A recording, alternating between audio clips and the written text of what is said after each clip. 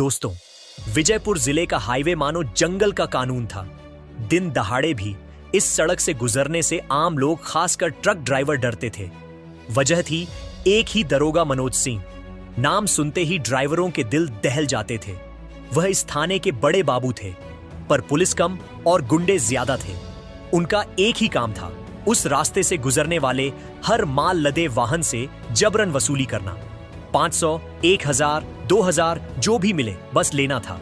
अगर कोई देने से मना करता तो उसे गालियां और मार खानी पड़ती थी। हाईवे पर एक चेक पोस्ट था। रात के 11 बज रहे थे। हर रता एक पुराना ट्रक आकर रुका। ट्रक ड्राइवर थे मोहन चाचा। उन्होंने डरते हुए कहा, साहब छोड़ दीजिए ना, आज ज्यादा भाड़ा नहीं मिला। घर पर मेरी बीवी बीमार है, उसके लिए दवाइयां खरीदनी है।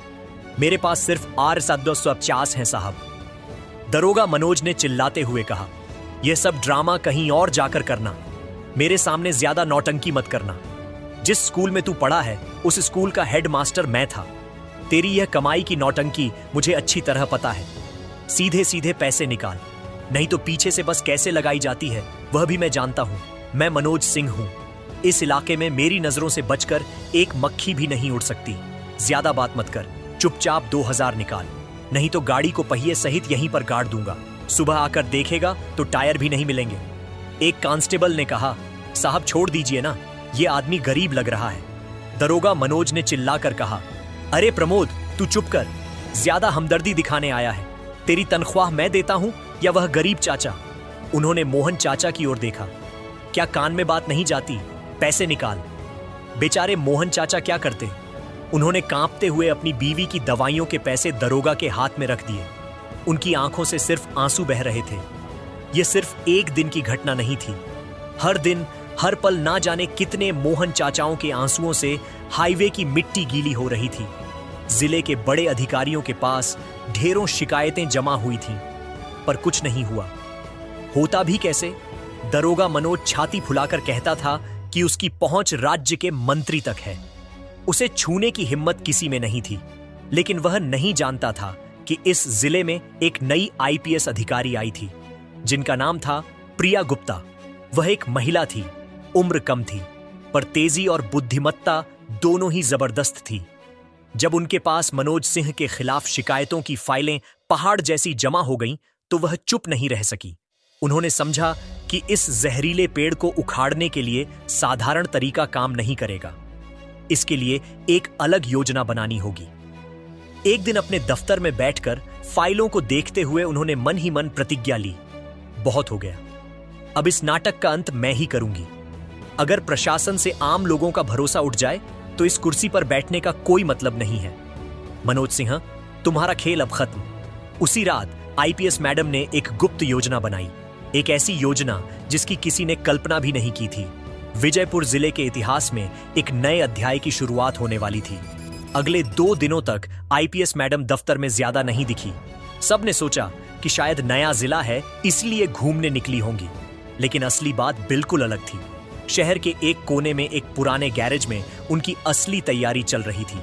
प्रिया गुप्ता ने अपनी आईपीएस की पहचान, अपनी महंगी साड़ी और अपनी चाल ढाल को कुछ दिनों के लिए बंद कर दिया, बल्कि वह बन गई शालिनी, एक आम ट्रक की हेल्पर। उन्होंने महंगी साड़ी की जगह एक पुराना मैला सलवार कमीज पहना, चेहरे पर जानबूझकर कालिख लगाई ताकि कोई उन्हें पहचान ना सके। बालों को बेतरतीब करके एक मामूली जोड़ा बना लिया। यहां तक कि उन्होंने बात करने का तरीका भी बदल दिया। सभ्य भाषा की जगह उनके मुंह में बिल्कुल देहाती लहजा आ गया। उनकी मदद के लिए उनके साथ उनके सबसे भरोसेमंद पुरुष अधिकारी थे, जो ट्रक ड्राइवर बने थे। मैडम, क्या यह बहुत ज्यादा खतरनाक नहीं हो रहा है? वह दरोगा बहुत खतरनाक आदमी है। अगर कुछ हो गया तो आपकी सुरक्षा का भी तो सवाल है ना। अरे छोड़ो यार, इतना मत सोचो। सुरक्षा लेकर चोर को पकड़ा नहीं जाता। चोर को पकड़ने के लिए चोर जैसा ही बनना पड़ता है। तुम बस अपना ड्राइवर का रोल ठीक से करो, बाकी मैं संभाल लूंगी। याद है ना, मेरा नाम शालिनी है और मैं तुम्हारी हेल्पर हूं। जी मैडम। एक पुराना 10 पहिया ट्रक किराए पर लिया गया। ट्रक के पीछे कुछ सामान लाद दिया गया ताकि सब कुछ असली लगे। प्रिया यानी शालिनी ट्रक केबिन में बैठ गई। उनकी आंखों में कोई डर नहीं था, बल्कि एक शिकार पकड़ने का जोश था। वह जानती थी कि वह क्या करने वाली है। वह जानती थी कि यह रास्ता सीधा नहीं है, लेकिन अन्याय के खिलाफ लड़ने के लिए रास्ता कभी सीधा नहीं होता। गहरी रात में ट्रक गरज कर स्टार्ट हुआ। वह उसी बदनाम हाईवे की ओर चल पड़ा जहां दरोगा मनोज अपने शिकार का इंतजार कर रहा था। वह नहीं जानता था कि आज रात उसके जाल में शिकार नहीं, बल्कि शिकारी खुद आने वाला है। रात के अंधेरे को चीरती हुई ट्रक की हेडलाइट आगे बढ़ रही थी। प्रिया के दिल की धड़कन एक पल के लिए तेज हुई, लेकिन अगले ही पल उन्होंने खुद को मजबूत कर लिया। आज न्याय की स्थापना करनी थी। रात के लगभग 1 बज रहे थे। हाईवे बिल्कुल सुनसान था। बीच बीच में 1-2 गाड़ियां तेजी से निकल रही थीं। उस चेक पोस्ट के पास आते ही ड्राइवर ने ट्रक की गति धीमी कर दी। दूर टिमटिमाती हुई एक लाइट दिख रही थी और उसके सामने एक परछाई टहल रही थी। दरोगा मनोज, उनके साथ वह चमचा कांस्टेबल भी था। ट्रक के रुकते ही दरोगा पास आया। उसके हाथ में टॉर्च और डंडा था। उसने टॉर्च की रोशनी ड्राइवर के चेहरे पर मारी। ओए, रुक, गाड़ी साइड में लगा। इतनी रात में सामान लेकर कहां जा रहा है? जी साहब, कोलकाता जा रहा हूं। थोड़ी जल्दी है साहब, छोड़ दीजिए, दरोगा ने कहा। जल्दी तो चोरों को भी होती है। गाड़ी के कागज निकाल और सुन, इस सड़क से जाना है तो नियम कानून मानने पड़ेंगे। नियम तो जानता ही है। दरोगा की नजर केबिन में बैठी शालिनी पर पड़ी। ट्रक के केबिन में एक महिला को देखकर वह थोड़ा हैरान हुआ, लेकिन उसकी लालची आंखों में कोई बदलाव नहीं आया। दरोगा ने व्यंग से कहा, वाह, आजकल तो तुम्हारा शौक बहुत बढ़ गया है। साथ में हेल्पर के तौर पर लड़की भी रखते हो। बहुत बढ़िया, बहुत बढ़िया। ओए लड़की, नीचे उतर। गाड़ी के अंदर क्या माल है सब चेक करूंगा। क्यों जी? दरोगा बाबू, क्या हम चोर डाकू हैं? हमें रोककर क्या मिलेगा? जाकर बड़े लोगों की गाड़ियां पकड़िए, बहुत पैसे मिलेंगे। ओए लड़की, मुंह संभाल कर बात कर। मुझे सिखाने आई है कि मैं क्या करूं। 2 दिन की बैरागी चावल खाकर बोले, ओ चुपचाप नीचे उतर कह रहा हूं। और तू ड्राइवर सीधे सीधे बोल रहा था 000 निकाल, नहीं तो गाड़ी समेत तुम दोनों को आज रात हवालात में बंद कर दूंगा था। 000 साहब, इतने पैसे कहां से मिलेंगे? 1 पैसा भी नहीं दिया जाएगा। किस लिए पैसे दें? हमने क्या गलती की है? यह सरकारी सड़क है, हम सबका जाने का हक है। आपकी वसूली के लिए हम रोज रोज मरे क्या? यह सुनकर दरोगा मनोज के दिमाग में आग लग एक आम ट्रक की हेल्पर लड़की उसे मुंह पर जवाब दे रही थी। यह वह बर्दाश्त नहीं कर सका। तेरी हिम्मत तो कम नहीं है। रुक, तुझे तेरा हक सिखाता हूं। आज तुझे ऐसी सजा दूंगा कि जिंदगी में फिर कभी पुलिस के सामने मुंह खोलने की हिम्मत नहीं करेगा। दरोगा मनोज जैसे ही प्रिया की ओर डंडा उठाकर बढ़ा, वैसे ही प्रिया ट्रक केबिन से नीचे उतरकर खड़ी हो गई। उसकी आंखों में अब उस देहाती लड़की का डर नहीं था, बल्कि एक शेरनी जैसा तेज था। वह दरोगा की आंखों में सीधे देखने लगी। क्या डर गई? अभी तेरा सारा तेवर निकालता हूं। चल थाने, तुझे तेरा हक का समझाता हूं। थाने तक जाने की जरूरत नहीं है। दरोगा बाबू, जो फैसला होना है यहीं होगा। आपका खेल खत्म, मेरा खेल खत्म। तू खत्म करेगी। तू जानती है मैं कौन हूं? मेरी पहुंच कितनी दूर तक है? खुद मंत्री मेरा आदमी है।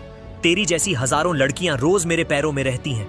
मंत्री तक आपकी पहुंच है ना? अच्छा है, पर शायद आप नहीं जानते कि कानून और संविधान की पहुंच उससे भी कहीं ज्यादा है।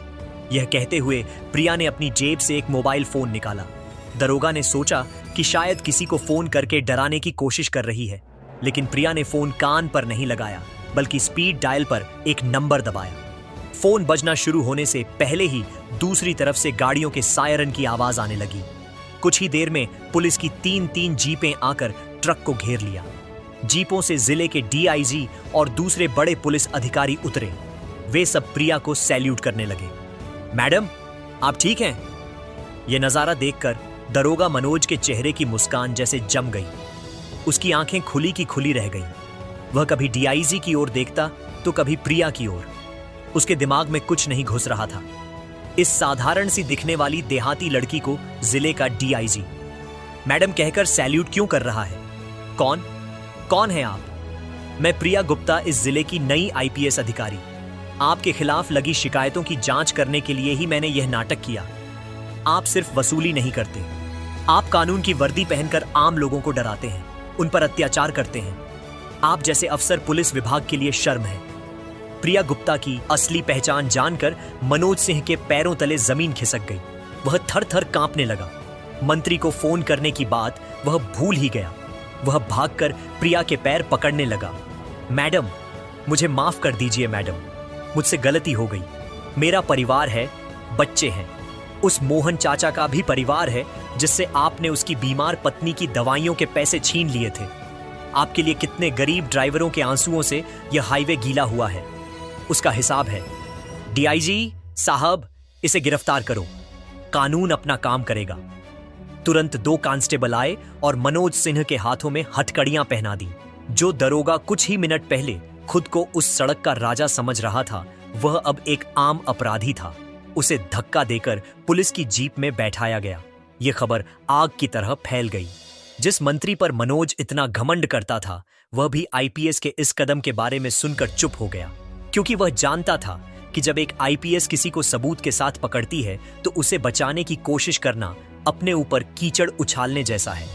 अगले दिन सुबह प्रिया गुप्ता ने जिले के सभी पुलिस अधिकारियों की एक बैठक बुलाई। वहां उन्होंने सख्त लहजे में संदेश दिया, याद रखिए, यह खाकी वर्दी आपको आम लोगों की रक्षा करने के लिए दी गई है, उनका शोषण करने के लिए नहीं। मनोज सिंह जैसे एक भी कीड़े को अगर इस जिले में पाया गया तो उसे भी ढूंढकर वहीं सजा दी जाएगी। भ्रष्टाचार से कोई समझौता नहीं होगा। I want zero tolerance. Meeting खत्म करके प्रिया जब बाहर आई तो उन्होंने देखा कि दफ्तर के बाहर सैकड़ों ट्रक ड्राइवर जमा हैं। उनकी आंखों में डर नहीं बल्कि सम्मान और कृतज्ञता थी। वे सब आईपीएस मैडम के नाम के जयकारे लगा रहे थे। मोहन चाचा भी उस भीड़ में थे। उनकी आंखों से आज भी आंसू बह रहे थे, लेकिन आज वे खुशी के आंसू थे। मैडम, आपने हमारे लिए जो किया वह हम जिंदगी भर नहीं भूलेंगे। प्रिया ने सबको आश्वासन दिया कि अब कोई भी उनसे वसूली नहीं करेगा और अगर कोई ऐसा करने की कोशिश करे तो वे सीधे उन्हें फोन करें। लेकिन प्रिया जानती थी कि सिर्फ पुलिस विभाग को साफ करने से यह समस्या पूरी तरह से खत्म नहीं होगी। इस भ्रष्टाचार की जड़ें बहुत गहरी थी और शायद यह सिर्फ एक शहर की नहीं बल्कि पूरे राज्य की कहानी थी। प्रिया ने डीआईजी के साथ मिलकर एक विस्तृत रिपोर्ट तैयार की, जिसमें उन्होंने मनोज सिंह के वित्तीय लेन देन और उसके राजनीतिक संबंधों का खुलासा किया। यह रिपोर्ट चौंकाने वाली थी। मनोज सिंह का मंत्री के साथ सिर्फ एक फोन कॉल का संबंध नहीं था, बल्कि वह मंत्री के लिए काले धन की वसूली का एक महत्वपूर्ण हिस्सा था। इस रिपोर्ट ने सीधे मंत्री की कुर्सी पर सवाल खड़ा कर दिया। प्रिया की यह रिपोर्ट राज्य सरकार के लिए एक बड़ा संकट बन गई। मंत्री ने तुरंत दिल्ली और राज्य के आला अधिकारियों पर दबाव बनाना शुरू किया ताकि प्रिया का तबादला कर दिया जाए और इस मामले को दबा दिया जाए। प्रिया को धमकी भरे फोन आने लगे, लेकिन वह डरी नहीं। उन्होंने अपने एक वरिष्ठ और ईमानदार अधिकारी से बात की और उन्हें सारी बात बताई। अगले दिन मंत्री ने एक प्रेस कॉन्फ्रेंस बुलाई और कहा कि आईपीएस प्रिया गुप्ता ने व्यक्तिगत दुश्मनी के कारण उनके खिलाफ झूठे आरोप लगाए हैं। मंत्री ने यह भी कहा कि वह इस मामले को लेकर कोर्ट जाएंगे। प्रिया ने भी उसी दिन अपने दफ्तर में प्रेस कॉन्फ्रेंस बुलाई। उन्होंने बिना किसी डर के मीडिया के सामने सभी सबूत पेश किए। मनोज सिंह के घर से मिली डायरी, जिसमें मंत्री को दिए गए पैसे का हिसाब था, और कुछ रिकॉर्डेड बातचीत। प्रिया ने कहा, मैंने यह सब अपने लिए नहीं बल्कि उन लोगों के लिए किया है जो रोज रोज इस तरह के भ्रष्टाचार से पीड़ित होते हैं। मंत्री जी का आरोप है कि मैंने उनके खिलाफ झूठे आरोप लगाए हैं, लेकिन मैं उन्हें चुनौती देती हूं कि वह कोर्ट में मेरा सामना करें। सत्य की जीत होगी। तो दोस्तों, आपको यह कहानी कैसी लगी? अगर अच्छी लगी हो तो प्लीज हमारे चैनल